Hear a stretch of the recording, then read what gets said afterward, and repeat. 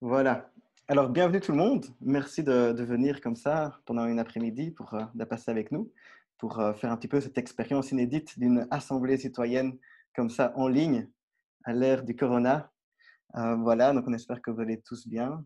Et donc voilà, on est un collectif citoyen au nom de Citizen Spring, Printemps citoyen, et nous organisons cette assemblée citoyenne pour pouvoir un petit peu parler de ce débat de la 5G. Le but d'une assemblée citoyenne n'est pas de convaincre vraiment, le but c'est vraiment d'apprendre des uns des autres. On se rend compte que de notre société aujourd'hui, et les réseaux sociaux n'aident pas, mais on est très fort polarisé avec des gens très cons, des gens très pour, et puis des gens au milieu qui ne savent pas trop quoi penser. C'est un sujet très complexe avec beaucoup de choses différentes, de sujets dont il faut aborder, l'aspect sur la santé, l'environnement, la technologie, les opportunités, plein de choses dont il faut discuter. Et donc, je me trouve un petit peu perdu. Il y a aussi beaucoup de fausses informations qui circulent.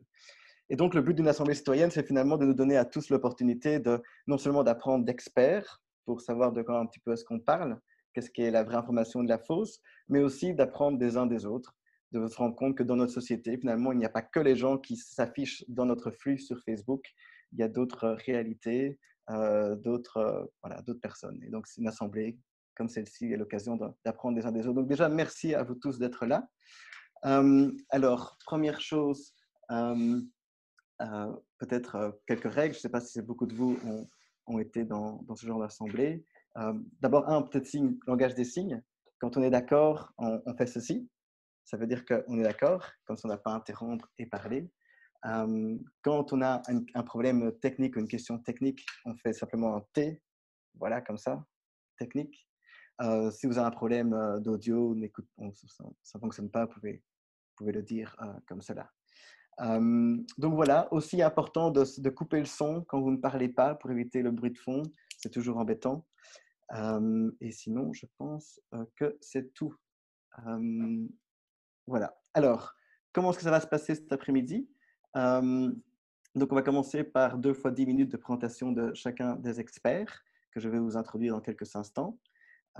Et puis ensuite, on va donc se séparer en sous-groupes de 5-6 personnes pour que chacun puisse exprimer son avis, ses inquiétudes, ses attentes. Et puis, une fois que ces sous-groupes donc, auront chacun 20 minutes pour pouvoir faire connaissance des uns des autres et mettre en avant les différentes questions qui reviennent le plus. Et puis, on reviendra tous ensemble. On va pouvoir poser ces questions, un résumé de ces questions aux experts, avoir des réponses. Et puis ensuite, on va se repartir en groupe pour discuter des questions qui resteraient et aussi discuter un petit peu des conclusions de chacun des groupes, de voir quelles sont les inquiétudes et les opportunités qui restent. Alors, on va commencer tout de suite. Avant qu'on commence, il faut qu'on commence avec un poll d'abord qu'on va lancer tout de suite pour déjà prendre un peu le pouls de l'Assemblée ici. Alors, on refera ce petit sondage aussi à la fin. Ce sera intéressant de voir comment est-ce que ceci évolue. Alors, on va commencer tout de suite d'avoir commencé avec la présentation de Floriane, qui est donc une experte en télécommunications pour la Fédération belge de l'industrie technologique et de télécommunications Agoria. Elle aura donc 10 minutes pour faire sa présentation. Et après, on écoutera David Boll, qui vient de l'Université catholique de Louvain, qui est un professeur là-bas. Mais donc d'abord, on commence avec Floriane. Si vous avez des questions, merci d'aller prendre note et on pourra après les poser dans les sous-groupes par après. Donc Floriane, à toi. Bonjour. Alors, je vais vous partager mon écran pour vous partager ma présentation. Le 42. Hop là, faut que j'affiche.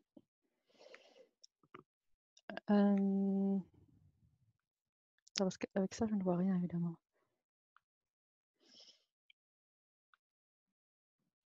Voilà. Bon, d'abord, merci pour l'invitation pour un peu présenter la 5G aujourd'hui. Donc, ma présentation, donc, ce sera pour vous montrer comment la 5G et les télécoms sont aujourd'hui très importants et pour le futur, pour connecter les gens dans un monde post-corona.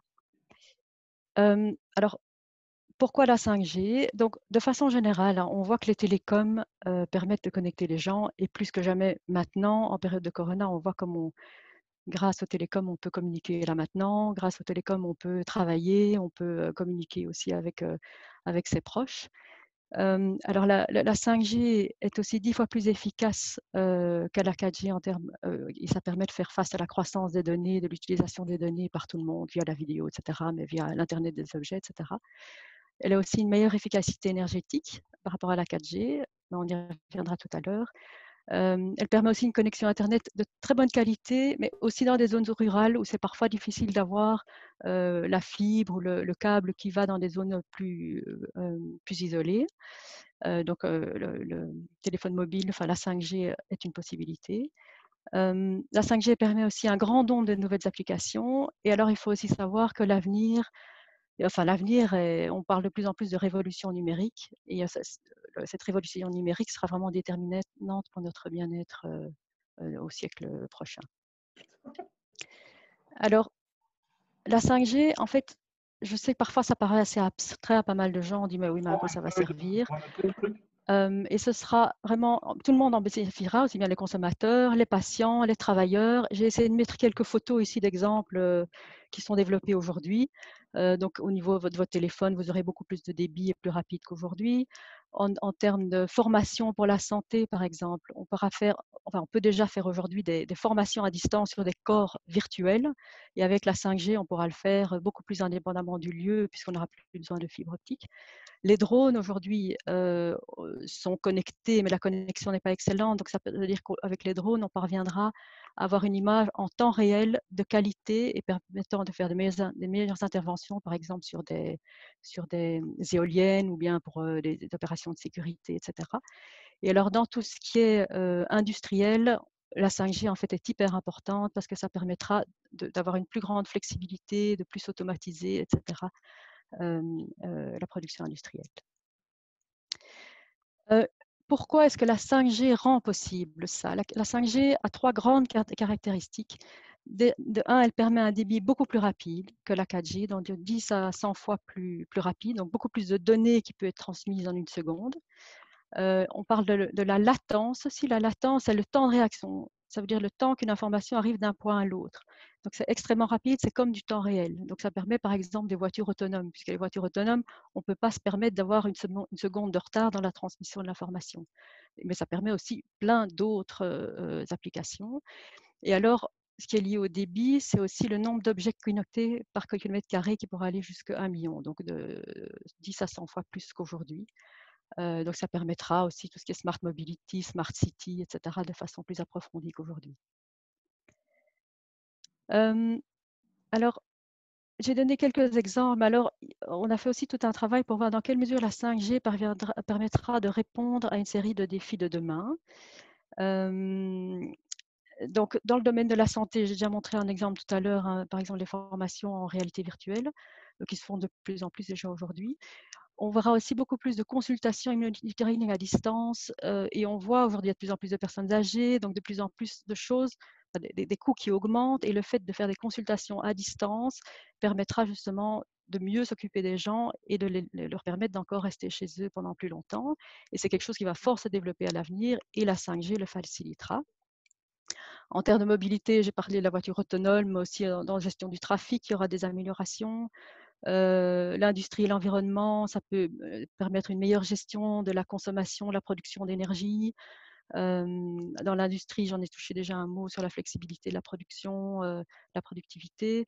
En matière de sécurité, donc j'ai aussi parlé des drones. Donc les drones, c'est vrai que ça permettra aussi de, par exemple, on les utilise dans le port d'Anvers aujourd'hui pour des questions de sécurité, pour faire la sécurité dans le port, et ça permettra d'avoir une meilleure connectivité et d'avoir une meilleure image pour les surveillances. Dans tout ce qui est médias, éducation, donc en e-learning, c'est aussi un domaine qui va fortement être amélioré avec la 5G, notamment avec de nouveau tout ce qui est réalité virtuelle.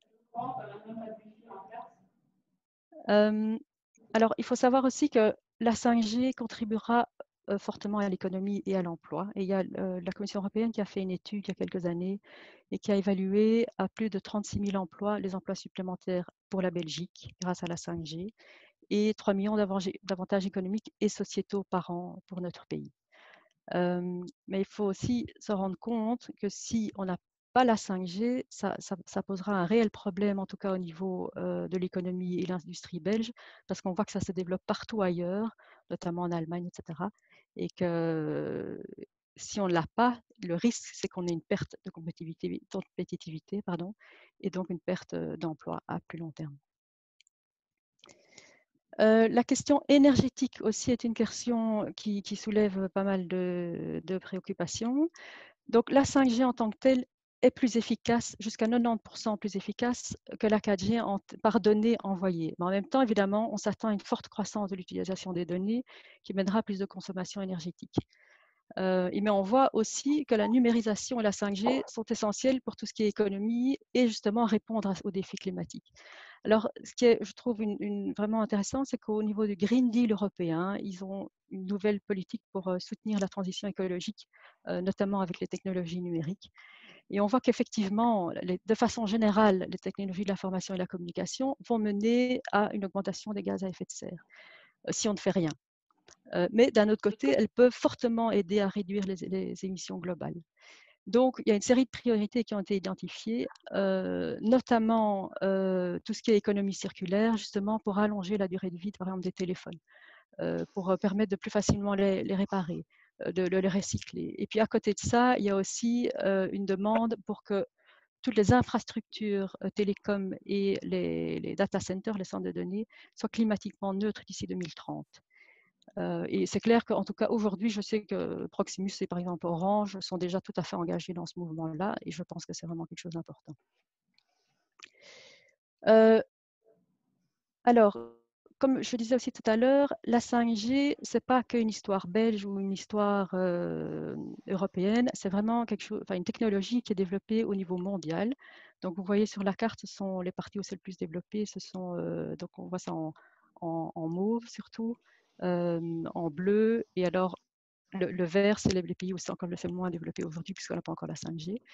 Mais donc, qu'est-ce qu'on voit? C'est que c'est vraiment, il y a énormément de pays qui ont déjà la 5G au niveau commercial. Il y a énormément d'entreprises qui testent la 5G aujourd'hui. Donc, en Allemagne, je sais qu'Audi, Siemens sont vraiment occupés à essayer de voir dans leur production comment ils peuvent l'utiliser, comment améliorer l'efficacité. Et donc, c'est sûr que, je veux dire, je sais que du côté francophone, il y a beaucoup de préoccupations qu'on peut entendre, mais il faut savoir que si on n'avance pas chez nous, c'est clair qu'on sera très vite confronté à, par exemple, Audi est présent en Belgique, Siemens est présent en Belgique, et il y a énormément d'autres entreprises, un problème concurrentiel par rapport à nos voisins.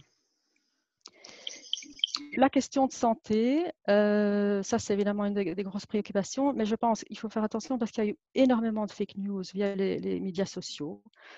Il y a aujourd'hui une commission internationale de protection des ondes non ionisantes qui, depuis des années, analyse toutes les études existantes et émet des recommandations.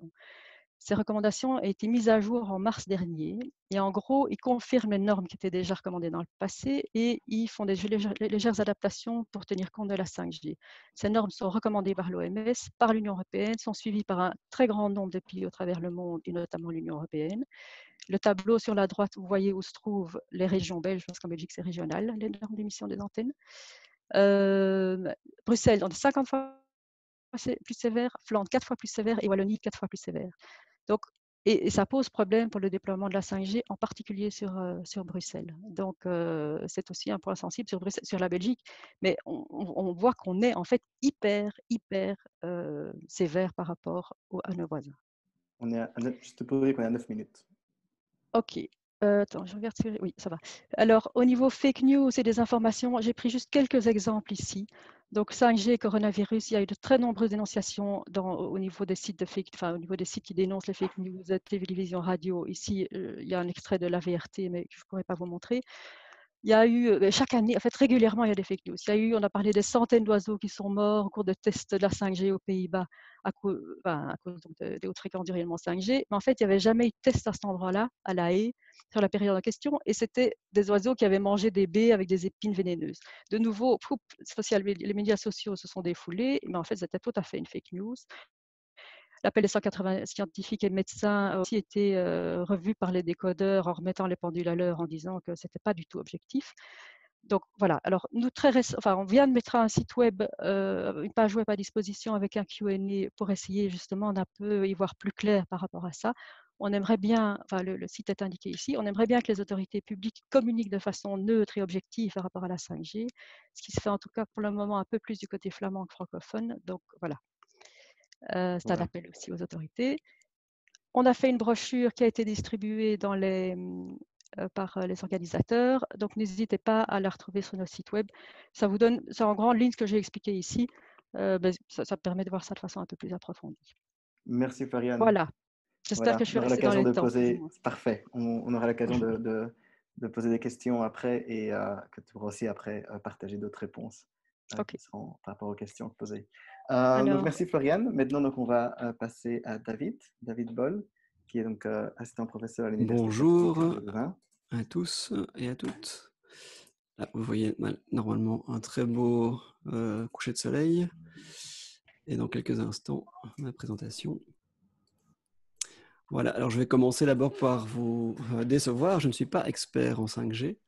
Je travaille dans les circuits et systèmes électroniques pour l'Internet des objets. Mais depuis 10 ans, je travaille sur des recherches pour modéliser l'empreinte écologique des technologies de l'information et de la communication. Et donc, on va parler aujourd'hui de l'empreinte carbone, qui est le terme que j'emploie de manière abusive pour dénommer les émissions de gaz à effet de serre. L'empreinte carbone de la 5G. Alors, je pense que je ne dois pas vous rappeler que nous sommes face à un énorme défi à l'heure actuelle avec le changement climatique. Peut-être juste pour que ce soit plus précis, si on atteint 5 degrés d'augmentation de la température par rapport à 1900, qui est la période de référence, cette différence de 5 degrés, ça représente la même différence que celle qui nous sépare de l'ère glaciaire précédente. On peut imaginer que si on atteint ça en 2100, ce sera la catastrophe. Vous pouvez aussi imaginer qu'en 2050, la vie sera très difficile, même si on n'est encore qu'à 3 degrés d'échauffement. Donc, notre but dans la vie devrait être de réduire cette empreinte écologique, d'autant plus que voilà, on est face à cette petite crise du coronavirus aujourd'hui, qui touche néanmoins des personnes qui sont gravement impactées, mais ce n'est rien comparé à ce qui nous attend. Ce qui nous attend, ce n'est pas une crise, c'est une catastrophe. Et cette catastrophe, elle est évidemment climatique, mais aussi il y a la chute de la biodiversité, l'artificialisation des sols, je vais y arriver, et l'épuisement des ressources critiques comme le pétrole. Alors, qu'à voir l'ICT en général dans ce cadre-là? Eh bien, on va retrouver une empreinte écologique sur laquelle il y a des niveaux d'incertitude qui sont assez élevés. Dans l'étude d'Agoria, c'est 2%, ici c'est 4% des émissions de gaz à effet de serre. Ça pourrait être 5, ça pourrait être... Voilà, c'est difficile à dire, il y a un niveau d'incertitude qui est assez important. Néanmoins, c'est quelque chose qui croît chaque année, alors qu'on doit être en train de décroître de manière drastique. Et c'est à l'heure actuelle plus que le transport aérien. Donc, ça vaut la peine de se poser la question de l'empreinte carbone de l'ICT, tout comme après la crise du corona, on se pose la question de est-ce qu'il faut redémarrer l'aviation. Posons-nous la question pour l'ICT. Alors, l'empreinte de l'ICT, elle se divise en différents postes que vous pouvez voir représentés ici. Alors, si vous voyez mon pointeur, on a des TV, les ordinateurs, les data centers, le network, donc typiquement la 5G va se retrouver là-dedans. Et là, on retrouve une partie qui est liée à l'utilisation, ça c'est vraiment très important d'avoir ça en tête, c'est l'électricité consommée lorsque vous branchez ces appareils dans la prise, tout comme les stations de base de la 5G. Et puis il y a la production, donc là ce sont les ressources nécessaires pour produire ces dispositifs. Parce qu'en effet, on va retrouver ce cycle de vie des équipements IT et électronique. Et vous voyez que j'ai mis ce cycle de vie ici, entre guillemets, parce que ce n'est pas vraiment un cycle. Il n'y a pas de recyclage à la fin. À la fin, on jette les déchets électroniques. Et on va consommer de l'énergie, des matériaux de très haute pureté, donc qui demandent de l'énergie pour être affinés, et des grandes quantités, pour produire ces petites puces qu'on va mettre dans nos applications et dans les stations de base de la 5G également. Puis on génère du CO2 et des déchets à la sortie.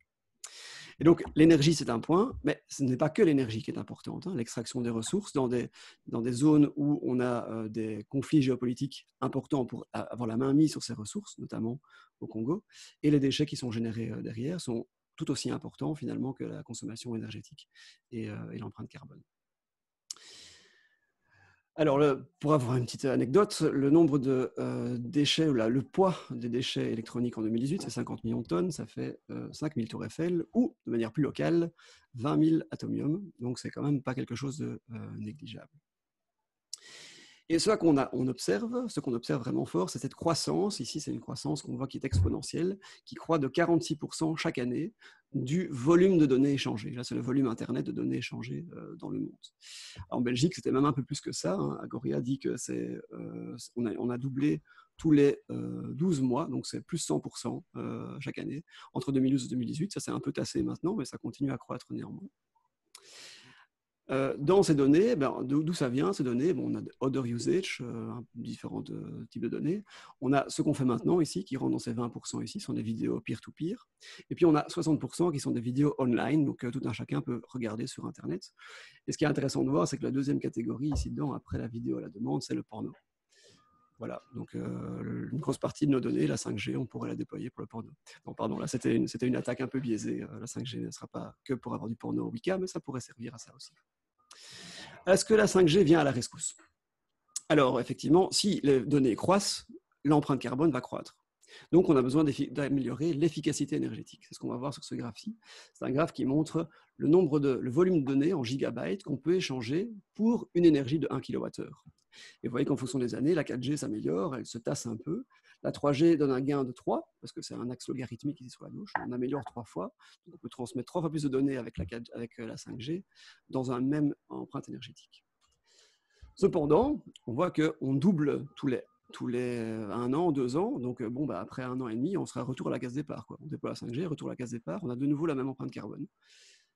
De plus, la 5G, elle peut monter le trafic bien plus que 3 fois. 10 fois, 100 fois, c'est ce qu'on a entendu juste avant. Donc, ça peut monter encore beaucoup plus haut et avoir un effet rebond qui est beaucoup plus important. Donc, si on améliore l'efficacité d'un facteur 3, mais qu'on transmet 10 fois plus de données, finalement, on consomme 3 fois plus. Donc, c'est pas gagnant. Et puis aussi, il y a un effet indirect, c'est que les data centers vont avoir leur empreinte qui va également augmenter. Heureusement, il y a un point intéressant dans la 5G en plus, ça c'est lorsqu'on parle des macro-cells, donc c'est les grandes stations de base qu'on a au niveau de la 5G, il existe la possibilité d'avoir les small cells dans la 5G, donc ce sont les petites stations de base qui sont des sortes de relais. Si on les utilise, on peut avoir une augmentation de l'efficacité d'un facteur 10 supplémentaire par rapport à ce facteur 3, donc on a un facteur 30 au total. Et ça, ce sont les données optimistes de Nokia, qui est un fournisseur d'équipement, donc il n'est pas contre la 5G du tout.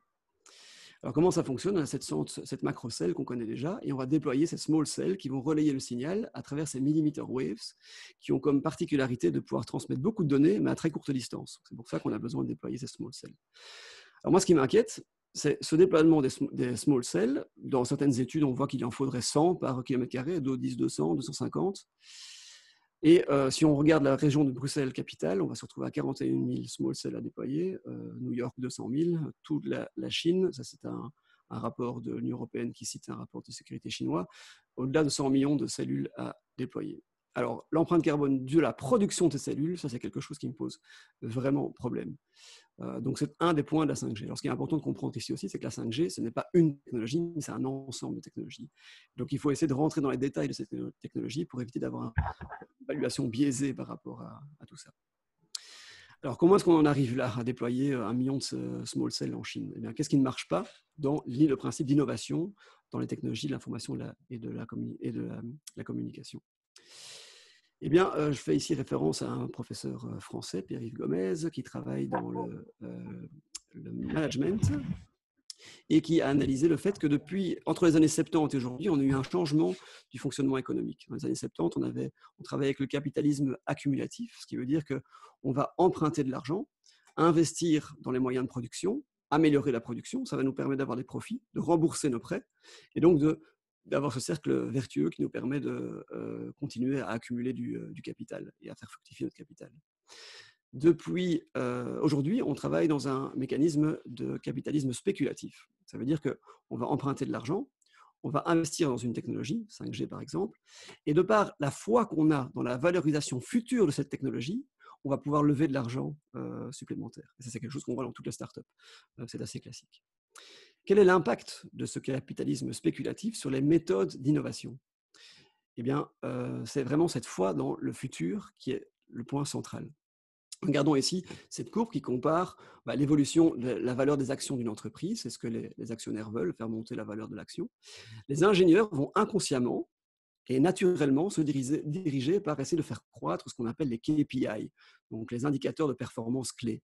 Ils vont simplement essayer de les faire croître en se disant que si les KPI croissent, ça va apporter de la valeur à la boîte. Et ces KPI, ça peut être quoi? Ça peut être le nombre de mégapixels que vous avez sur votre caméra, ça peut être même le nombre de capteurs d'images que vous avez au dos de votre téléphone, 2, 3, 4, ou ça peut être le nombre de gigabits par seconde que la 5G va nous apporter.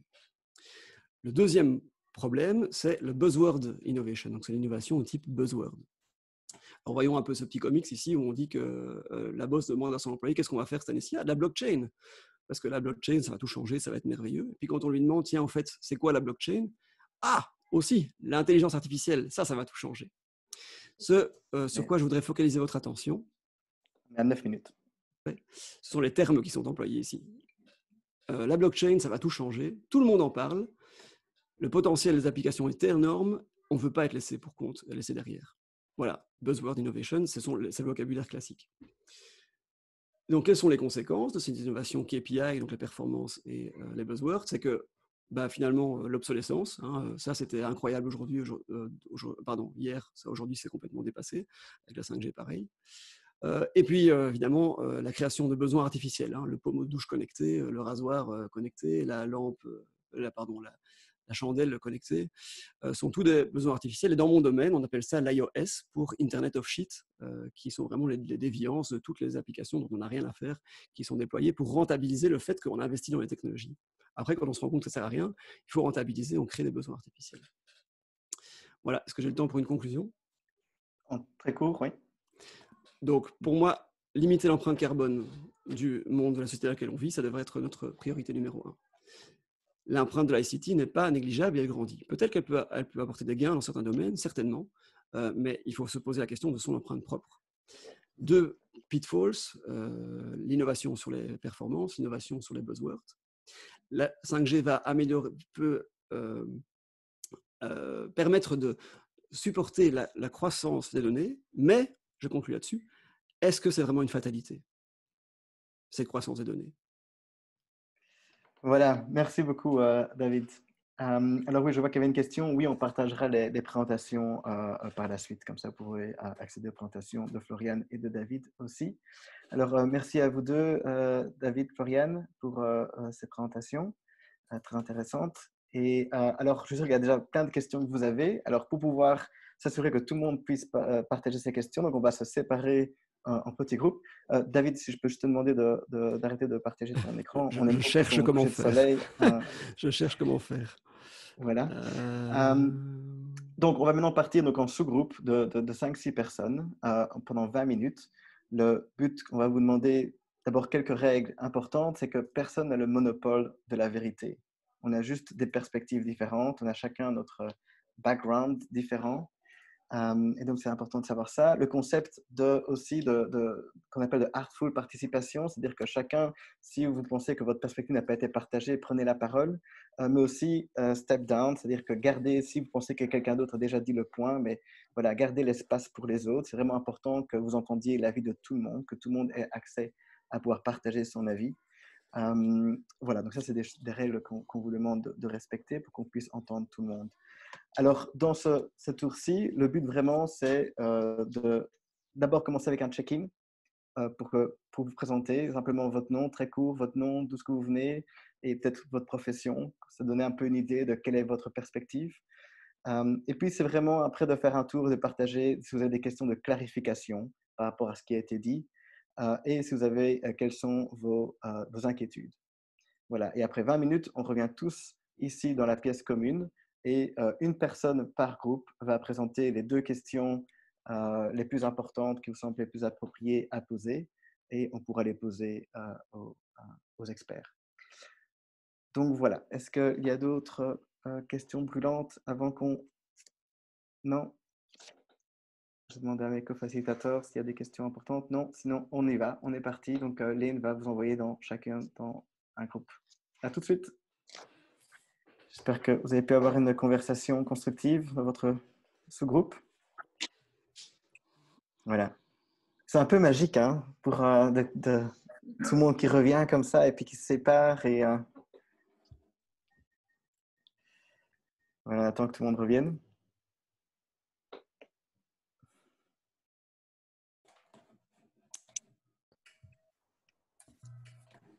Voilà. Est-ce que tout le monde est là? Yep.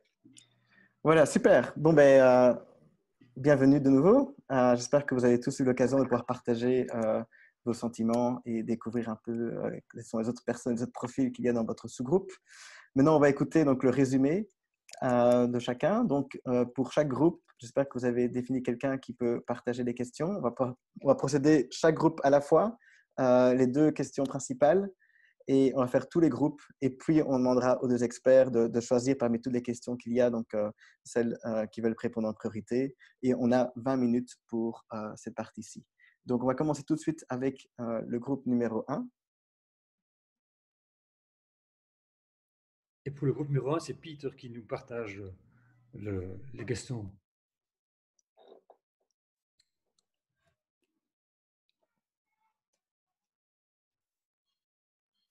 Peter, n'oubliez pas de vous… si vous êtes muté, n'oubliez pas de… Désolé. Pas vrai. J'ai encore rien dit pour l'instant. On avait surtout noté une question de besoin. Donc, est-ce que vraiment les habitants de la Terre ont besoin de la 5G? Ça, c'était surtout un des gros points. Et aussi une question plus démocratique. Est-ce que on va vraiment être tous égaux devant cette technologie? Est-ce que tout le monde est d'accord, quoi? OK. Merci. Donc, question de besoin et de démocratie. Est-ce qu'on est tous égaux par rapport à cela? Merci, Peter, pour le groupe numéro 1. Le groupe numéro 2? Je pense que c'était nous, mais j'ai oublié le numéro du groupe. Du coup, je pense que c'est nous. Donc, nous, il y a une question un peu plus précise qui est ressortie, qui concernait un point qui n'a pas été abordé sur la pollution de l'espace, donc qui sera lié à l'envoi de milliers de satellites qui seront nécessaires pour le fonctionnement de la 5G. Donc, je ne sais pas si les 2 intervenants peuvent, ou un des 2 peut nous éclairer à ce sujet-là, ce qu'il en est au niveau de la science. Et alors, de manière plus générale, les avis convergeaient aussi, comme le premier groupe, surtout vers la question de comment ce choix de la 5G a été pris. Et comment il sera pris. Donc, il y a un sentiment d'être mis devant le fait accompli. Donc, il y a déjà des accords qui ont été pris depuis déjà de nombreuses années, en fait, entre les dirigeants européens, notamment, et la Chine, qui impliquent aussi les constructeurs et les industries.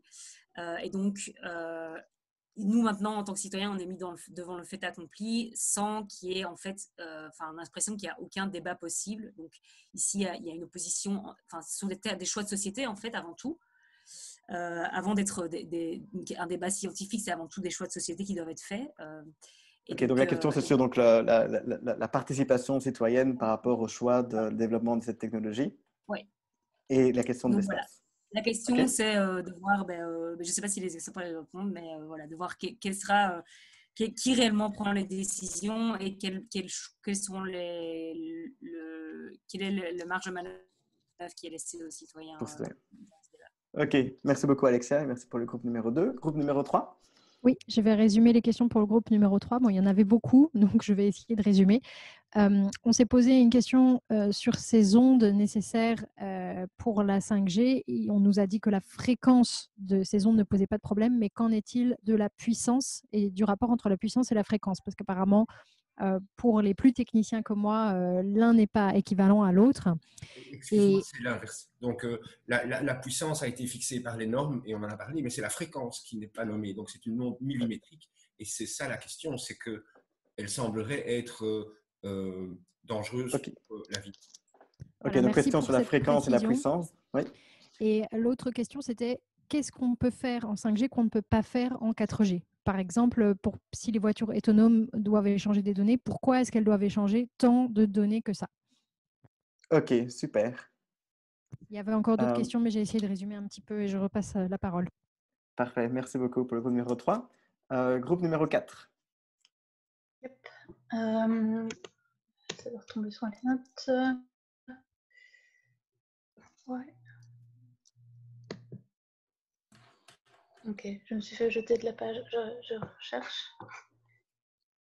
Ouais. Donc, on a fini par se mettre d'accord sur 2 questions. La première question était liée à... Il faut tant que ça charge. C'est bon? Ouais, presque. Oui.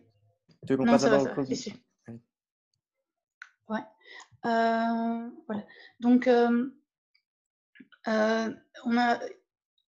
y avait une inquiétude au niveau de cette obligation qui semble être expliquée sur de s'aligner sur les technologies et d'être absolument dans cette course. Et donc, il y a une question qui est quelle vision du progrès avez-vous? Quelle éthique dans le progrès technique vous voyez à faire, à s'aligner comme ça et avancer?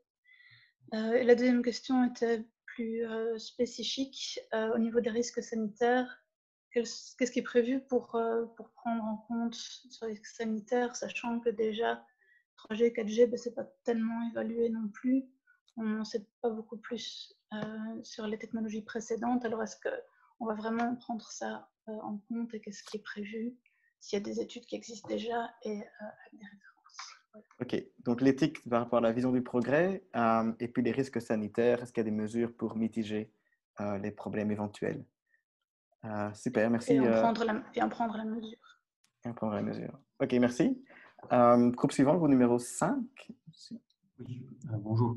Donc, 3 questions rapidement. Donc, d'abord, un peu surpris que les intervenants n'ont pas plus parlé de problèmes sanitaires, problèmes de santé, quoi, des études qui sont aussi bien positives que négatives. Est-ce qu'il n'y a pas un bilan à faire? Deuxièmement, est-ce qu'il y a des applications positives, mais il y a aussi des applications négatives. On n'a pas forcément en faveur des voitures autonomes. Comment est-ce qu'on a fait le bilan entre ces types d'applications? C'est un peu aussi la question de la décision. Comment cette décision a été prise par le monde, en fait, d'y aller au 5G?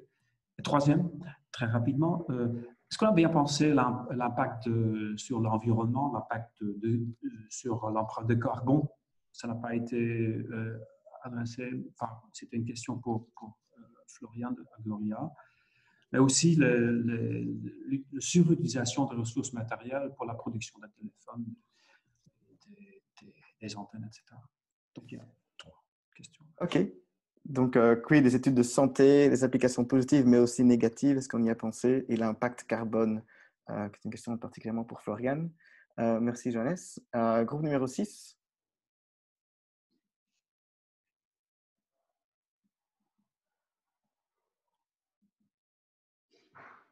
C'était qui le groupe numéro 6, c'est ça? Désolé, j'étais en train de discuter, mais micro muté. Donc, je disais, on n'a pas eu le temps de tout à fait conclure, mais je vais essayer de résumer 2 questions. J'espère que ça synthétisera bien. La première, c'est il semblerait qu'il y ait une demande de la part des entreprises en Belgique pour passer à la 5G pour des raisons de compétitivité. Si on se passe de la 5G, qu'est-ce qu'on pourrait proposer à la place? Donc, vraiment faire l'état de ce que la 5G apporterait en plus et voir ce qu'on pourrait faire avec des technologies existantes en faisant plus de recherches à ce niveau-là pour voir si on peut approcher ou voilà, donc utiliser les technologies existantes et peut-être voilà, se rapprocher de ce que la 5G pourrait offrir. Et la deuxième question, pour les impacts sur la santé, donc ça c'est aussi quelque chose qui était revenu chez nous au niveau des études où voilà, ça posait vraiment question dans le groupe. Et en lien vers ce qui était la régularisation de toutes les applications et les utilisateurs de la 5G. Donc, c'est qui prend ces décisions, c'est une question qui vient d'être posée avant, pour ne pas tomber juste dans la rentabilisation, c'est-à-dire si la 5G a été du développement de la technologie pour la technologie, on va juste la rentabiliser en disant on fait n'importe quelle application pour la rentabiliser. Et donc, la question c'est qui va réguler ça? OK. Merci. Donc, on voit déjà aussi, comme tu l'as dit, émerger cette question qui est venue plusieurs fois sur quel est le decision-making process, comment est-ce que les prises de décision se font pour investir dans le développement d'une telle nouvelle technologie. Alors, dernier groupe numéro 7. Voilà, je reporte ici 2 questions. On en a eu d'autres, mais voilà. La première s'adresse à Agoria, c'est de demander est-ce qu'il existe une étude qui qualifie et quantifie tous les impacts environnementaux et aussi sociaux liés à cette technologie 5G, à savoir qui prend en compte donc en amont toute la production avec l'extraction minière que ça va impliquer, au niveau de l'usage, de la consommation, et puis après en aval avec tout ce qui concerne les déchets. Donc si ces études existent, et on l'imagine bien qu'Agoria les a faites, on souhaiterait en avoir les références. Et la deuxième question, c'était de demander de nouveau à Agoria à quels besoins la 5G répond-elle, auxquels actuellement la 4G et la fibre optique ne pourraient pas répondre. Voilà, c'est les 2 questions. Ok, super. Je vois aussi que voilà, la question de 5G que la 4G ne fait pas a été posée aussi avant par un autre groupe. Puis donc, études sur l'impact environnemental et sociétal. Voilà, Lilou, est-ce que tu peux peut-être nous faire rapidement un résumé de… Oui, tout à fait. Et donc, juste pour donc, juste après, on va donner la parole à Floriane et David pour répondre aux questions qui leur semblent les plus pertinentes pour eux. Alors, je vais essayer de reprendre et de regrouper les questions qui se rejoignent. Est-ce qu'on a vraiment besoin de plus de données? Qu'en est-il du processus de prise de décision? Comment, en tant que société, est-ce qu'on décide de passer ou non à la 5G? Et quelle est la voix de tout un chacun des simples citoyens dans cette décision? Qu'en est-il de la pollution de l'espace, puisqu'apparemment le déploiement de la 5G est associé au déploiement de satellites? Est-ce que vous pourriez nous dire un petit peu plus là-dessus? 1, 2, 3.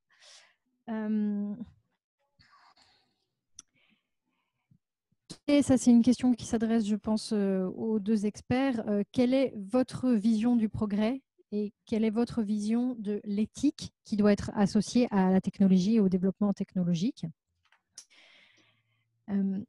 Qu'est-ce qu'il y a comme études? Qu'est-ce que vous pouvez nous donner comme référence d'études sur l'impact sanitaire sur la santé humaine et plus globalement l'impact du début à la fin du cycle de développement des nouvelles technologies, mais donc en l'occurrence de la 5G, donc depuis l'extraction des matières premières jusqu'aux déchets électroniques à la fin, en passant par les différents impacts sur l'environnement. Donc, qu'est-ce qu'il y a comme études scientifiques sur la question? Et dans le cadre de la prise de décision, comment aussi est-ce qu'on décide quelles applications éventuellement peuvent justifier ou non la 5G? Qui va être responsable de décider si la 5G est nécessaire et si oui, pour répondre à quels besoins? Voilà, je pense avoir résumé toutes les questions, sauf s'il y a des choses brûlantes, des questions brûlantes que j'aurais laissé passer, mais sinon je pense qu'on peut peut-être donner la parole à nos experts. Parfait, merci. J'aurais beaucoup de questions. Merci Lilou. Et c'est pas facile comme ça en temps réel de faire un résumé, donc merci à toi. Donc voilà, on va laisser passer la parole. Alors je ne sais pas entre David et Floriane si l'un de vous veut commencer. Je vais vous donner à chacun 5 minutes. Alors que vous n'allez pas pouvoir en 5 minutes répondre à toutes ces questions. Je pense qu'il y a certaines demandes de documentation que vous pouvez après partager à l'ensemble de l'Assemblée, par exemple les références vers des études qui ont été demandées, mais à vous de choisir ce que vous voulez répondre. Si on a un de vous qui est déjà prêt pour répondre. David, je vois que tu… Oui, d'accord. Alors, comment la décision est prise d'abord de développer la 5G? Là, c'est l'économie financiarisée. On a fait la 4G, après on va faire la 5G. C'est comme ça que ça fonctionne dans l'industrie. Les premières technologies de communication sans fil émergeaient plutôt des recherches académiques. Après, il y a eu une forte appropriation par les entreprises, et à l'heure actuelle, ce sont les entreprises qui mènent vraiment les évolutions technologiques derrière et qui demandent plutôt aux universités de faire valider ce qu'ils proposent, de mettre un cachet en disant c'est approuvé par l'université plutôt que l'inverse. Donc, c'est une mécanique qui est en route. Après la 5G, il y aura la 6G, puis il y aura la 7G. C'est en route, c'est comme ça, c'est la manière dont le système fonctionne. Après, est-ce que les États décident d'octroyer les licences pour déployer la 5G par les bandes de fréquences qu'ils octroient? Ça, c'est autre chose. Là, c'est un processus qui pourrait être démocratique. Mais il faut imaginer que les entreprises qui ont développé la 5G ont investi des milliards dedans et veulent évidemment les rentabiliser derrière. Donc, il y a des pressions et des lobbies qui sont très importants aussi en tout cas qui pourrait être déployée de manière très importante s'il y avait une réticence auprès des États. Comment la décision pourrait-elle se prendre? Et il faudrait qu'on puisse voir quels sont les besoins. À l'heure actuelle, pour le citoyen lambda, les besoins, là, moi, je n'en vois pas. En tout cas, je n'ai pas encore été convaincu, et pourtant, je pose la question à l'audience dans chacune de mes interventions, et je n'ai toujours pas été convaincu. Par contre, là où il y a un point que je rencontre, c'est un point que Florian a mentionné tout à l'heure, c'est que si les entreprises belges ne passent pas à la 5G, est-ce qu'elles vont avoir une perte de compétitivité? Non pas parce qu'on pourra, enfin peut-être parce qu'il y a des choses qu'elles ne pourront pas faire avec la 4G et la fibre, mais peut-être simplement parce que l'équipement ne sera pas disponible et qu'elles devront réinventer la roue plutôt que de se connecter à la 5G, elles devront réinventer une solution non 5G qui fait la même chose. Et donc peut-être qu'elles seront moins compétitives de ce biais-là. Donc ça, c'est pour moi le point d'attention par rapport, je suis contre la 5G, mais c'est un point d'attention auquel il faut faire attention. Et puis alors, quelle est ma vision, moi, du progrès? Je crois dans la transition dans l'innovation. Et donc, ça veut dire que plutôt que d'innover pour la technologie, on va innover pour les gens, on va innover pour l'écologie. Et on va viser les applications qui ont une pertinence, et tout le reste, on va simplement pas le faire. Et donc, ça fait vraiment intervenir la notion de sobriété également dans le principe d'innovation et de progrès technologique. Et puis, de manière plus générale, le progrès, il n'est pas que technologique, il est aussi humain, philosophique, éthique. Et donc, tout miser sur la technologie, je pense que c'est une mauvaise réponse aux défis qui nous attendent.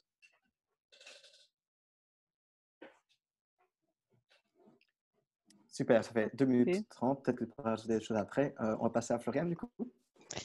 Bon, il y a beaucoup de choses, beaucoup d'éléments en même temps, hein. Je vais peut-être de façon facile commencer par les trucs plus techniques, et puis je viendrai plus des côtés sociétaux. La pollution de l'espace là, avec les systèmes de satellites.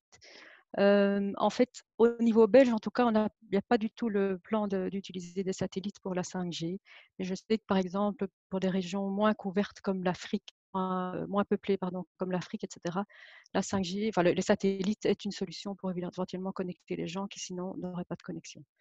Donc voilà, mais en tout cas en Belgique, vu qu'on est un territoire assez peuplé, il n'y a pas de question de pollution de l'espace, enfin en tout cas au niveau des opérateurs belges, pour tout ce qui est satellite. Alors au niveau des études d'impact enfin, pour la santé, pour l'environnement, l'écologie, au niveau de la santé, bon, moi je n'ai pas pu aller tout à fait en détail, mais en fait il y a environ aujourd'hui 30 000 études qui ont été réalisées sur l'impact possible des technologies mobiles de façon générale sur la santé. Et aujourd'hui, en tout cas, ce que disent les comités d'experts internationaux ou les autorités sanitaires nationales, c'est qu'aujourd'hui, en tout cas, on ne sait pas montrer de lien entre ondes électromagnétiques, les ondes ionisantes et la santé. Voilà, alors évidemment, on ne sait pas dans 20 ans ce qu'on dira, mais aujourd'hui, avec toutes les études qui ont été réalisées, on ne sait pas montrer de lien. Et donc, ces comités internationaux, c'est eux justement qui analysent toutes les études disponibles. Alors, il y a énormément d'études, ce n'est pas toujours facile d'y voir clair, donc parfois on peut citer une source ou une autre source, enfin c'est pas facile d'y voir clair parce qu'il y en a énormément et qui vont parfois dans un sens, parfois dans un autre, et il faut les regarder de façon globale pour avoir une vue correcte par rapport à ça. Alors au niveau de l'impact sur l'énergie et l'environnement, enfin je dirais au niveau de l'énergie, donc au niveau 5G, purement 5G, je dois chercher parce que je dois avouer que je n'ai pas les données directement, mais en tout cas, au niveau de l'impact pour tout ce qui est justement technologie IC, enfin, de l'information et de la communication, je pense que David en a donné aussi une image. Moi, j'ai donné quelques chiffres tout à l'heure qui ont été transmis qui ont été publiés par la Commission européenne en disant quel était l'impact sur l'environnement et surtout ce qu'on pouvait faire pour faire face à cette croissance de la consommation énergétique en étant neutre en CO2 d'ici 2030. Au niveau de la prise de décision, donc, enfin, oui, c'est vrai que ce sont les acteurs économiques qui développent des technologies, c'est comme ça que ça fonctionne. Maintenant, c'est vrai qu'il y a une décision au niveau de la Commission européenne déjà d'avoir un plan d'action 5G qui date de mémoire, je pense qu'il date de 2016 déjà, donc en accord avec les États membres. Et donc, il y a des bandes de fréquences spécifiques pour la 5G qui ont été identifiées. et donc les États membres maintenant mettent ça aussi en œuvre au niveau de chaque pays. Maintenant, plus la question de du progrès et de l'éthique. Je sais qu'il y a différentes visions par rapport à ça. J'entends ici que David, si j'ai bien compris, est plus pour une certaine décroissance. Moi, là, je ne parle pas à titre d'Agoria, etc., mais à titre personnel, je pense que je ne crois pas. Moi, je vais dire que je ne crois pas en la décroissance parce que je pense que si au niveau européen et au niveau belge, et wallon ou bruxellois, on veut maintenir notre système de sécurité sociale, si on veut maintenir notre enseignement à un niveau suffisant, la décroissance, ça veut dire qu'il y a moins d'argent pour les pouvoirs publics. Hein. Donc ça, il faut quand même se rendre compte que les entreprises, c'est elles qui créent la valeur ajoutée, qui permet finalement, via les systèmes de taxation, etc., de financer la construction des routes, de financer les écoles, de financer la santé, la sécurité sociale, etc. Donc, ça veut dire que si maintenant on va vers une décroissance, mais c'est ça qui sera impacté en premier. Donc, moi, c'est vrai que je pense qu'on doit plus aller vers une croissance, mais une croissance responsable, qui prennent en compte aussi les aspects environnementaux et énergétiques, et donc d'essayer de trouver des solutions dans cette direction-là. Et pour moi, la 5G en fait partie. Est-ce que Oui, j'ai tout encore... doucement, encore quelques secondes, encore 20 secondes. Je ne sais plus très bien ce qu'il y avait encore comme... On peut revenir à toi pour 30 secondes encore après, si tu veux. Oui, enfin oui. Quel besoin et quelle justification à la 5G? Peut-être deux petites choses. Aujourd'hui, déjà, il y a une énorme croissance des données et donc due à l'utilisation, que ce soit les vidéos, etc. Donc la 5G répond à ça aussi parce que les réseaux 4G parfois commencent à être saturés. Et alors, c'est toutes les applications dont j'ai parlé tout à l'heure. Maintenant, c'est vrai qu'il y en a beaucoup qui sont en développement, mais bon, enfin, voilà, j'ai pas le temps de les exposer ici. Mais je pense que j'ai essayé d'en présenter en tout cas tout à l'heure quelques-unes pour des défis sociétaux à relever pour demain. Merci Floriane. David, est-ce que tu veux encore répondre à d'autres questions? Encore 2 minutes. Peut-être, c'est vrai que peut-être que les réseaux 4G effectivement commencent à saturer à certains endroits. Alors il y a la possibilité de déployer la 5G ou il y a la possibilité d'aller dans la sobriété et de limiter les débits. Bon, moi je suis plutôt adepte de la sobriété. Voilà, c'est plus un choix personnel. Ne peut pas rentrer spécialement dans le débat de la décroissance parce qu'il y a des moyens autres économiques que la redistribution via l'État. Et donc, c'est quelque chose qui dépasse, je pense, de loin le cadre de la 5G. Par rapport aux études écologiques sur l'impact de la 5G, on a déjà quand même pas mal gratté et je n'ai rien trouvé à l'heure actuelle qui détaille spécifiquement de manière claire, technologie par technologie dans la 5G. Donc, pas dire la 5G, c'est ça, parce que ça, c'est complètement faux. La 5G, c'est pas un package qu'on nous vend d'un coup. De détailler technologie par technologie dans la 5G, quel sera l'impact? Ça, à mon sens, ça n'existe pas. Et on a un étudiant qui commence à travailler là-dessus en septembre. Mais je suis preneur de toute information, parce que et par contre, ce que je veux dire par rapport à ça, c'est que je pense que c'est quelque chose par lequel on doit passer, vraiment. Tout comme au niveau de la santé, il y a beaucoup d'études qui existent. Là, la difficulté, c'est de faire le tri de où est le consensus. Au niveau écologique, il n'y a juste pas grand-chose. Parce que l'ICT, ce n'était pas grand-chose il y a quelques années et que son empreinte croît. Et donc, il y a un moment, il faut se poser la question. Et je pense que ce moment est venu. Et le faire de manière neutre et objective avec des chiffres clairs, en essayant effectivement d'éviter un maximum les fake news et d'essayer d'avoir des organismes qui sont non biaisés pour faire ces analyses. Merci, merci David. Floriane, tu voulais rajouter quelque chose ou on est bon? Oui, il y a eu des questions aussi qui étaient par rapport qu'apporte la 5G par rapport à la 4G et la fibre optique. Donc, par rapport à la 4G, donc je pense que je l'ai expliqué dans ma présentation, c'est le débit qui est plus important, la latence et la qualité du réseau qui est bien meilleure. Et par rapport à la fibre optique, la fibre optique a plus ou moins les mêmes débits, est aussi d'extrêmement bonne qualité, mais par définition, il y a certaines applications qui doivent être mobiles. On ne peut pas mettre, par exemple, la voiture autonome, mais oui, on ne peut pas faire ça avec la fibre optique, les GSM, même chose. Voilà. Oui, et de plus, le déploiement de la fibre optique a aussi un coût environnemental. Hein. C'est pas spécialement... si les fibres optiques sont en place, autant les utiliser. Si elles ne sont pas là, c'est pas dit que du sans fil ne serait pas meilleur d'un point de vue écologique. Donc, on va refaire une assemblée populaire sur la fibre optique. Donc, OK, mais merci. On va maintenant donc repartir en groupe. On va vous demander de passer d'abord la première minute en silence juste pour internaliser un petit peu ce que vous avez entendu et déjà réfléchir à quelles sont les réponses peut-être les préoccupations qui restent encore après avoir entendu ces réponses de nos deux experts. Et puis aussi réfléchir, après avoir entendu ce que vous avez entendu jusqu'à présent, les raisons pour lesquelles vous seriez pour ou vous seriez contre. Et puis, même chose, on va donc demander de prendre note et de résumer. Et puis, on va refaire comme on vient de faire maintenant et de se remettre ensemble. Comme ça, on aura prendre le pouls de tout le monde. Donc, on va vous renvoyer dans les mêmes sous-groupes et on se retrouve cette fois-ci dans 15 minutes, puisqu'on a un timing assez serré. OK. Voilà, welcome back. Merci d'être de retour. Alors, on va, même chose. On espère que vous avez une bonne conversation et on va passer groupe par groupe. On va commencer tout de suite avec le groupe numéro 1. Voilà, donc moi, dans mon groupe, on a principalement parlé de deux grandes thématiques. La première thématique, c'est la thématique santé. Donc, il semble que bien qu'aucun lien n'a encore été démontré entre ondes et santé, c'est quand même encore une grosse inquiétude dans le groupe et que l'absence d'effet n'a pas encore été démontrée non plus. Donc, ça inquiète quand même. Donc, ondes et santé. Alors, un autre aspect. Oui, pardon. Et alors, un autre aspect, c'est vraiment le besoin et est-ce qu'on applique un principe de précaution en déployant cette technologie ou est-ce qu'on la déploie juste pour la déployer, quoi. OK, et puis l'aspect de précaution. Merci beaucoup, Peter. Groupe numéro 2.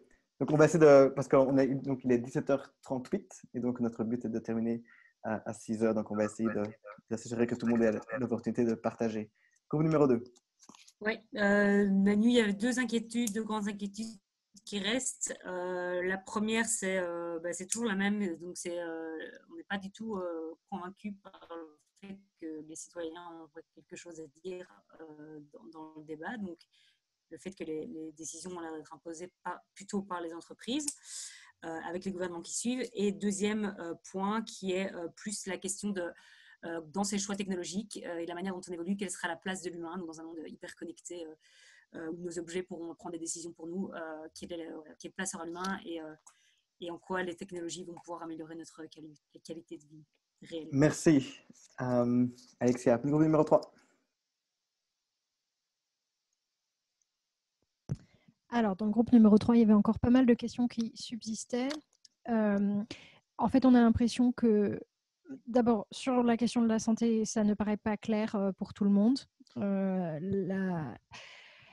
Et ensuite, on est parti un petit peu dans un débat sur le fait que, en fait, la 5G n'est qu'un signe, en fait, n'est qu'un élément qui s'inscrit dans une problématique plus globale. Et donc, la question qu'on se pose, c'est dans quel monde est-ce qu'on veut vivre ? On a débattu sur la question de la décroissance. Qu'est-ce qu'on entend par là ? Est-ce qu'on entend une sobriété qui bénéficie à tout le monde ? Ou bien est-ce qu'on entend une décroissance où c'est toujours les plus pauvres et les plus vulnérables qui en sont finalement les victimes ? Et quels sont les moyens à notre disposition en tant que citoyens pour agir si nous ne sommes pas d'accord avec les décisions prises par les entreprises et les autorités ? OK, merci Lilou. Groupe numéro 4. Oui, très très fort dans le même sens aussi au niveau démocratique, etc. Plusieurs personnes étaient très choquées de la manière avec laquelle la réponse qui prend la décision avait été adressée en disant bah oui, le choix est fait par le secteur économique, point barre, et on passe à autre chose. Avec un sentiment de peu d'égard pour la réalité du quotidien des citoyens, leur opinion, etc., comme inexistant, et une très très forte inquiétude de ce point de vue-là. Et donc une inquiétude qui est une sorte de dialogue de sourds où finalement ce sujet est juste hautement politique et qu'on n'a pas de place en tant que citoyen. Côté opportunités, on voit essentiellement des opportunités de l'enrichissement d'un certain nombre de personnes, et sinon il s'agit essentiellement de créer des besoins de choses avec lesquelles on vit très bien, sans lesquelles on vit très bien pour l'instant. Voilà.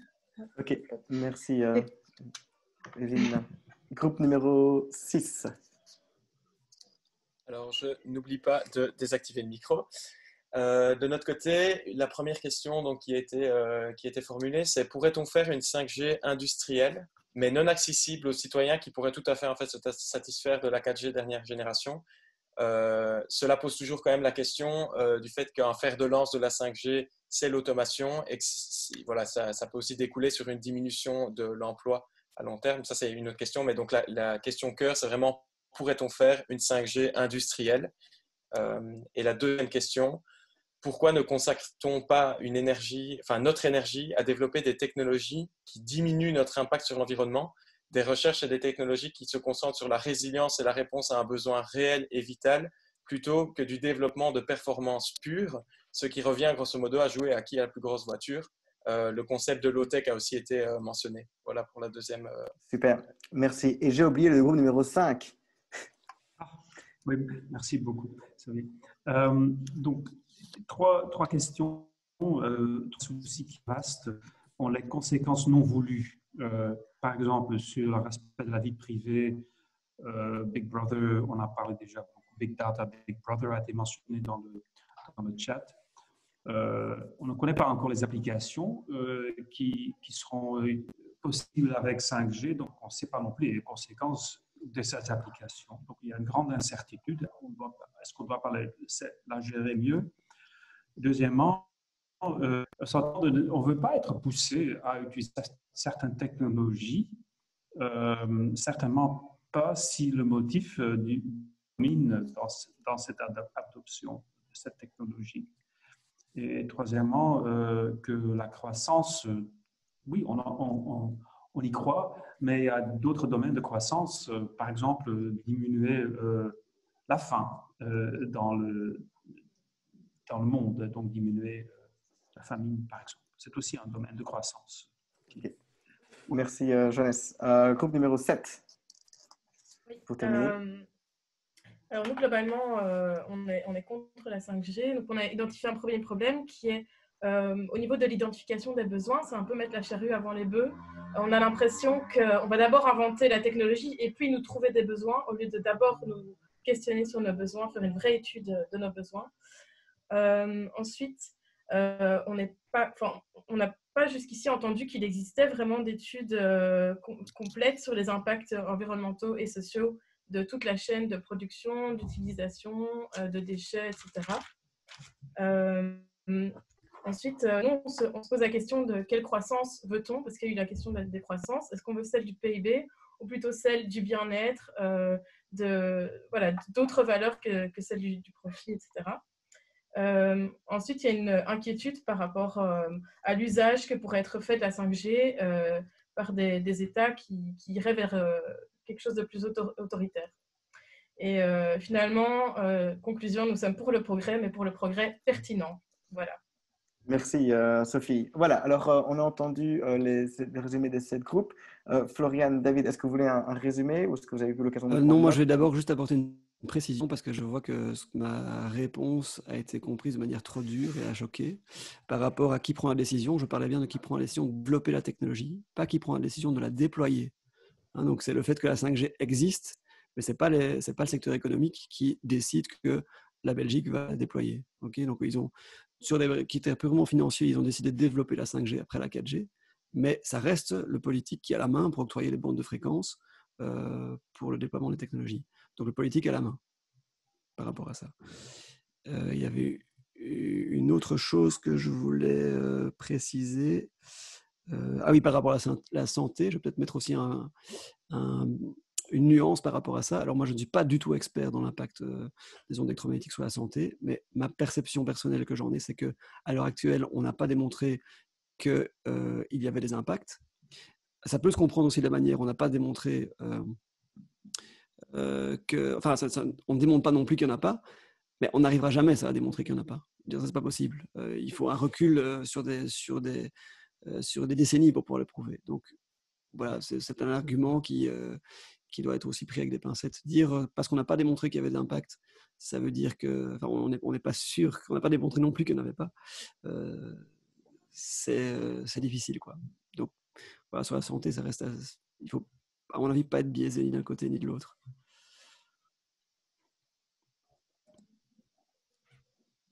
Merci, David.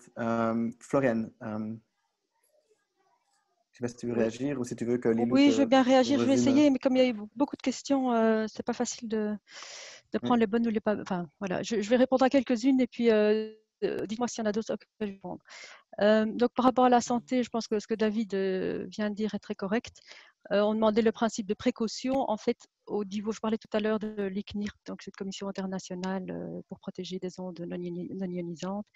En fait, ils prennent un principe de précaution, ça veut dire qu'ils constatent des effets à partir d'un certain niveau et leur norme est 50 fois en dessous. Donc, le principe de précaution, c'est ça, c'est 50 fois en dessous pour tenir compte d'une certaine précaution. Alors, on a parlé aussi du respect de la vie privée dans les applications futures. Il y a aujourd'hui au niveau européen le règlement général de protection des données qui existe depuis 2-3 ans, je pense.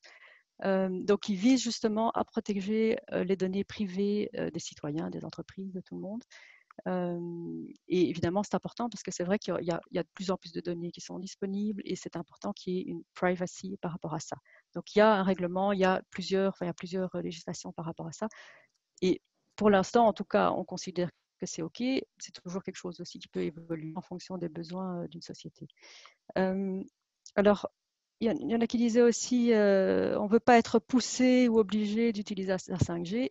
En soi, il n'y a aucune obligation. Je veux dire, chacun est évidemment, s'il n'a pas envie d'avoir un téléphone 5G, il y en a qui ont encore un téléphone aujourd'hui qui fonctionne uniquement avec la 3G. Donc, je veux dire, et si vous n'avez pas envie d'avoir, enfin ça existe déjà maintenant, je sais pas, une tondeuse connectée, aujourd'hui il y en a qui disposent de ça, vous n'êtes pas obligé d'acheter, enfin voilà, chacun reste quand même libre par rapport à ces technologies.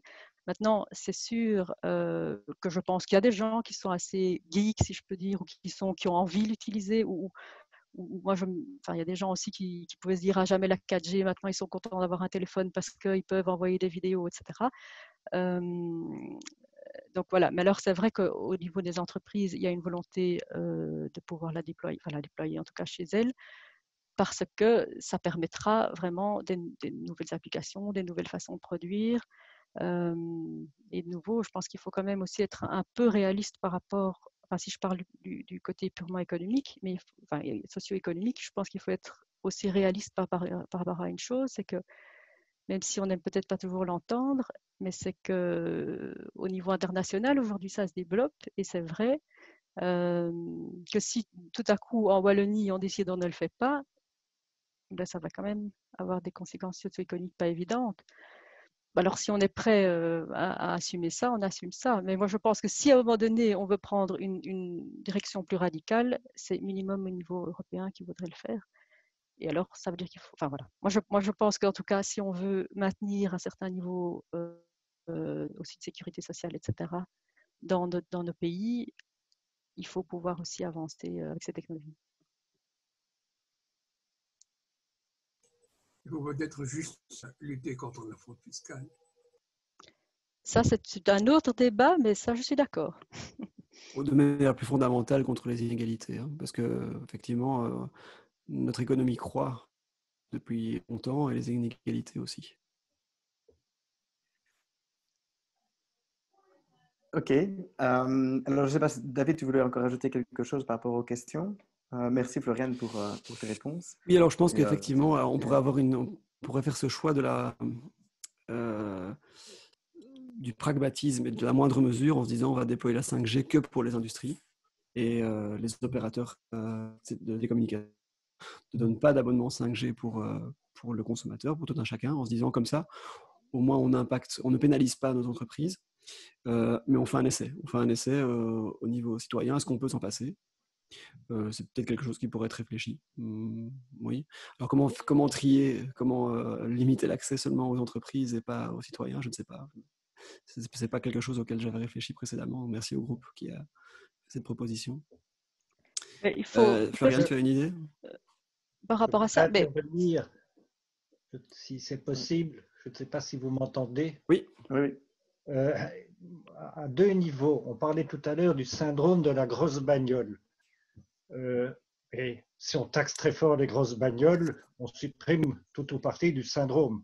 Alors je dis, si c'est vraiment un truc de luxe, eh bien on taxe et ça revient dans le pot commun. Et la deuxième chose, on parle beaucoup du respect de la vie privée.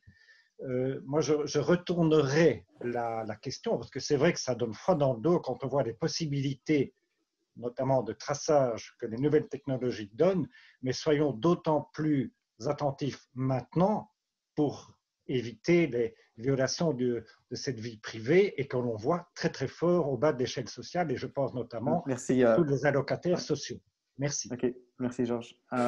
Floriane, tu voulais intervenir? Oui, par rapport à 5G entreprise citoyen, mais je pense, en soi, je pense que l'un des problèmes aujourd'hui avec la 4G, c'est qu'on arrive à un réseau saturé. Et je veux dire, si par exemple des applications, qu'on parle de santé, qu'on parle d'apprentissage à distance, etc., si on veut que les citoyens puissent bénéficier justement d'un certain nombre de bénéfices de la 5G par rapport aux services rendus, par rapport à une meilleure utilisation de l'énergie, je ne vois pas l'intérêt de ne pas leur donner. Après, ils ont le choix de la prendre ou pas, mais je pense qu'il y a quand même... je pense qu'il y a aussi tout un processus un peu d'apprentissage comment dire, des nouvelles technologies où on se dit, ah ben tiens, ça m'intéresse. Je veux dire, par exemple, le Zoom qu'on fait aujourd'hui, eh bien, on se dit, ah tiens, c'est quelque chose que je ne connais pas. Finalement, ça a vraiment une utilité. Ça nous permet d'avoir tout un débat. Ça nous permet d'avoir une participation citoyenne. Donc, je pense que moi, je ne vois pas l'intérêt donc, de faire un 5G pour l'industrie et pas pour les citoyens, parce que je pense que ce sera aussi une série de bénéfices pour les citoyens. Alors, donc il est déjà 5h53, donc on arrive à la fin de cette assemblée populaire. Alors, ce qu'on va faire maintenant, dans les quelques minutes qui nous restent, on va vite se répartir dans des petites rooms, dans des petites pièces de 4. Et ce qu'on va vous demander à chacun d'entre vous, c'est de partager très brièvement une chose que vous avez appris aujourd'hui, que vous ne saviez pas avant. Et puis, comment est-ce que vous avez dit cette expérience? Peut-être que pour vous, c'était la première fois, peut-être que ce n'était pas la première fois. Et comme ça, vous pouvez vous partager par petits groupes de 4. Et puis, on revient tous ensemble. On fera le nouveau sondage comme au début. Et puis, on se dira au revoir. OK, donc on repart maintenant vite fait pour des petits groupes de 4. Donc, à tout de suite, pendant 4 minutes. Timing serré. Désolé, 4 minutes, c'est court. C'est très court, 4 minutes. Mais on a un timing. Je suis le poll, je vais le lancer maintenant, comme ça vous pouvez tous répondre au sondage. There we go, ça vous pouvez tous le voir. Alors, comment est-ce que ça a évolué par rapport au début de l'assemblée. Alors, ce qu'il faut savoir, donc, on va vous envoyer un email avec aussi un formulaire d'évaluation dans lequel vous pourrez nous partager donc, comment est-ce que vous avez ressenti cette assemblée populaire en ligne. Votre feedback nous intéresse énormément pour pouvoir améliorer ce genre de choses, voir aussi s'il y a d'autres sujets qui vous intéressent pour faire l'expérience. Et donc voilà, donc, si vous n'avez pas envoyé votre email sur le groupe Facebook, sur l'événement Facebook, il y a un lien vers le formulaire pour donner votre email. Donc voilà, 34 personnes, 85 personnes ont répondu. Vous pouvez tous voir le résultat. On partagera aussi les notes du meeting avec tout le monde et la vidéo des séances plénières. Donc voilà, écoutez, merci beaucoup à tout le monde d'être venu, d'avoir participé. On espère que c'était intéressant pour vous, que vous avez pu découvrir d'autres perspectives, vous avez pu apprendre quelque chose et découvrir cette nouvelle forme comme ça de pouvoir, dans ce monde de Corona, de pouvoir, malgré cela, qu'on ne puisse pas se voir dans la vraie vie, on puisse quand même faire ce genre de vidéoconférence. Xavier, je n'ai pas vu le résultat de l'enquête. Excuse-moi, je n'ai pas vu. Je sais pas. Voilà. Voilà, vous voyez maintenant? Ok, merci, voilà. J'ai vu. Oui. Tu peux mettre celui du... Alors, celui du début, oui, on partagera les deux dans les notes. Okay. Je ne sais pas si je peux partager les deux en même temps. Je partage le final ici maintenant. Et puis, je vais vous remontrer le premier, je pense. Voilà, ça c'était au tout début. Eh ben, le négatif a augmenté. Hein. Le négatif a un peu augmenté. C'est dans un mouchoir de poche. C'est plutôt les pas d'opinion qui ont descendu. Les pas d'opinion. Enfin, voilà, on partagera en tout cas tout ça dans les notes du meeting. Merci à vous tous. Merci à Floriane et à David d'avoir passé ce temps avec nous pour avoir partagé leur connaissance et expertise. D'avoir pris le temps, c'est vraiment, vraiment important. Merci à toutes celles et ceux qui ont facilité les différents groupes. Voilà, merci particulier à Lilou qui a beaucoup aidé. Voilà, il y a Zo, plein d'autres qui en dernière minute sont venus pour nous aider pour les différents sous-groupes. Donc merci à vous tous, c'était vraiment très important. Merci à Léne aussi qui a fait le People DJ. C'est elle qui nous a envoyé dans les différents sous-groupes. Donc voilà, prenez bien soin de vous avec tout ce qui se passe et on espère vous voir bientôt. Voilà. Et n'oubliez pas, vous pouvez suivre la page Facebook de Citizen Spring ou sur Twitter si vous voulez tenir au courant des autres assemblées comme ça qu'on va créer en ligne. Merci beaucoup et à bientôt. Au revoir à tous. À tout à l'heure.